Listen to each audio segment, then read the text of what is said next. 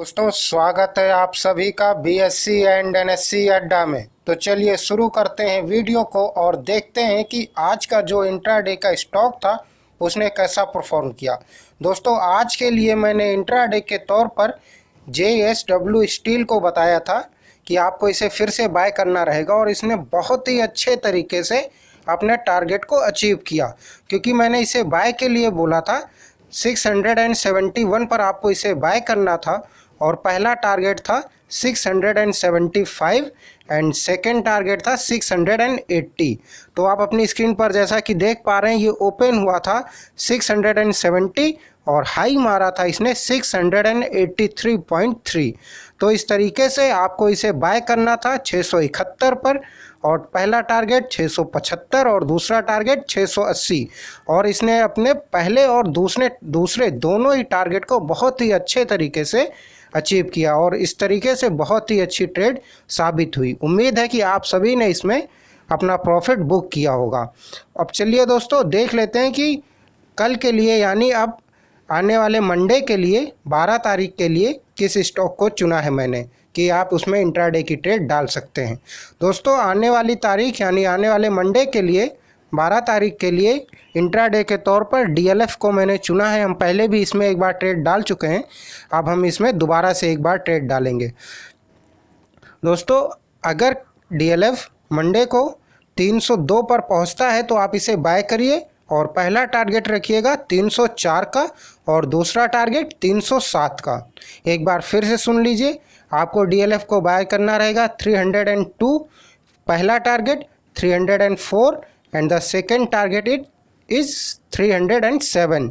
तो 302 पर खरीदिए, पहला टारगेट 304 पर बुक करिए और वेट करना चाहते हैं तो 307 तक वेट करिए और अच्छा प्रॉफिट लेकर ट्रेड से बाहर निकलिए।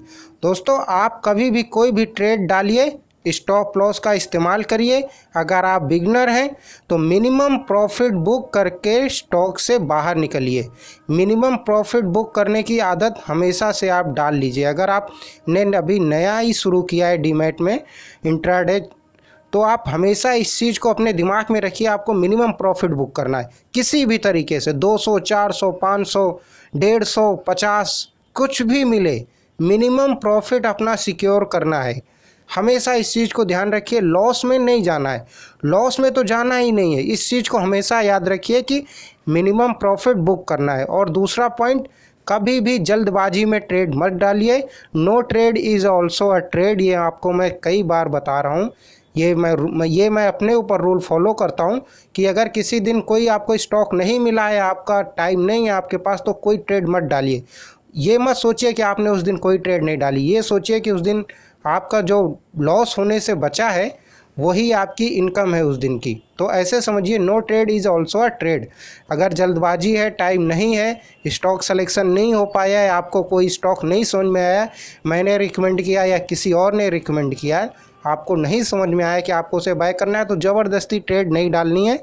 इस चीज़ को हमेशा दिमाग में रखिए और ट्रेड डालने के बाद वेट करिए। टारगेट जैसे ही अचीव होता है एग्ज़िट मार के बाहर निकलिए। बहुत ज़्यादा लालच मत करिए, रिवर्स ट्रेडिंग मत करिए। एकदम भी लॉस को कवर करने के लिए की गई ट्रेड में भी ज़्यादा लॉस होता है, तो कभी भी रिवर्स ट्रेडिंग नहीं करनी है। लॉस को कवर करने के लिए ट्रेडिंग नहीं करनी है। एक ट्रेड डालिए या दो डालिए जो आपने डिसाइड किया है और टारगेट अचीव करके प्रॉफिट बुक करके ट्रेड से बाहर निकलिए। तो दोस्तों इस वीडियो में बस इतना ही। आप सभी से फिर मिलेंगे जल्द ही, तब तक के लिए आप सभी का धन्यवाद।